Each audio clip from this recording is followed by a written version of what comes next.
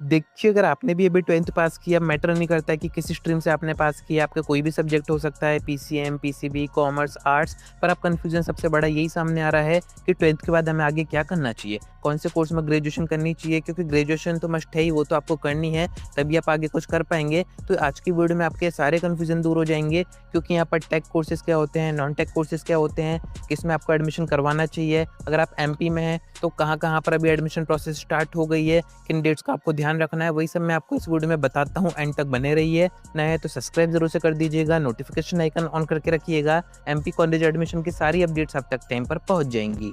अब देखिए, अगर आपको भी यही कंफ्यूजन है कि आगे हमें किस कोर्स में ग्रेजुएशन करनी चाहिए, किसका ज़्यादा स्कोप है, क्योंकि अब डिमांड्स पूरी तरीके से चेंज हो गई है मार्केट में। आप देख रहे हैं एआई आने के बाद टॉप एमएनसी भी डी हायर कर रही हैं, तो ऐसे में सही कोर्स चूज करना अभी काफ़ी ज़्यादा ज़रूरी है, क्योंकि ये डिसाइड करेगा कि आगे आप फ्यूचर में क्या कर पाएंगे। एंड इसका भी मैं आपको एक बहुत शानदार तरीका आगे बताता हूँ। फर्स्ट मैं आपको एक बात साफ कर दूँ, अगर आपको ये कन्फ्यूज़न है कि हमने कोई पर्टिकुलर सब्जेक्ट से 12th पास किया, तो हमारे सब्जेक्ट के अकॉर्डिंग कौन सा कोर्स बेस्ट रहेगा। तो यहाँ पर दो तरीके के कोर्सेज होते हैं, एक होते हैं नॉन टेक, एक होते हैं टेक। एंड एमपी में अगर बात करें कॉलेज एडमिशन की, तो यहाँ पर एमपीडीटी की तरफ से जितने भी टेक कोर्सेज है उसमें एडमिशन होते हैं। बाकी हायर एजुकेशन डिपार्टमेंट जो है उसके अंडर में आते हैं सारे नॉन टेक कोर्सेज। अब नॉन टेक और टेक में क्या डिफरेंस होता है, अगर आपने पीसीएम चूज कर रखा है तो आप सारे टेक कोर्सेज कर सकते हैं, जैसे कि आपकी इंजीनियरिंग हो गई, बी टेक, या फिर आपका बी फार्मा हो गया, इस टाइप के कोर्सेज आप कर सकते हैं। बट अगर आपने नॉन टेक कोर्स चूज़ किए हैं, यानी कि आपका सब्जेक्ट कॉमर्स था, या फिर आपका आर्ट्स था, या फिर आपका कोई अदर सब्जेक्ट था, एग्री था, तो ऐसे में आ जाते हैं नॉन टेक कोर्सेज।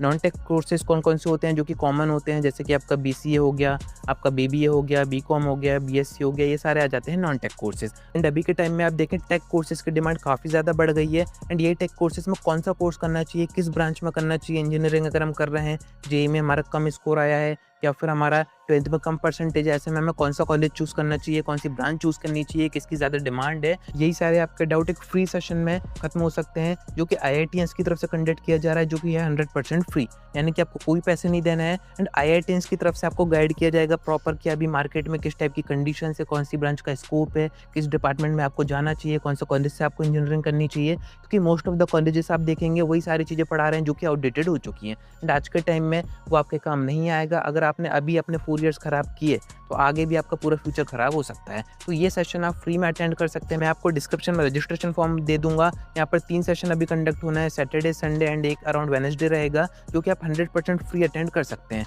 जो आईआईटीएस टॉप एमएनसी में काम कर रहे हैं वो आपको गाइड यहाँ पर करेंगे कि आपको कौन सी ब्रांचेस में जाना चाहिए, किस में ज़्यादा स्कोप है। एंड सबसे अच्छी बात ये फ्री है, तो हर एक बच्चे को मेरे अकॉर्डिंग करना ही चाहिए। इनका जो प्रीवियस सेशन था वो बुक हो गया था, तो अभी आपके पास मौका है। अगर आप अभी रजिस्ट्रेशन कर देंगे तो आपकी यहाँ पर सीट बुक हो जाएगी, आप फ्री में सेशन अटेंड कर सकते हैं, जो कि ऑनलाइन रहेगा। मीन्स अटेंड करने में आपको कहीं कोई परेशानी नहीं आएगी, आपको एक प्रॉपर आइडिया हो जाएगा कि आखिर आगे हमें क्या करना चाहिए, जो कि फ्यूचर में हमारे काम आएगा।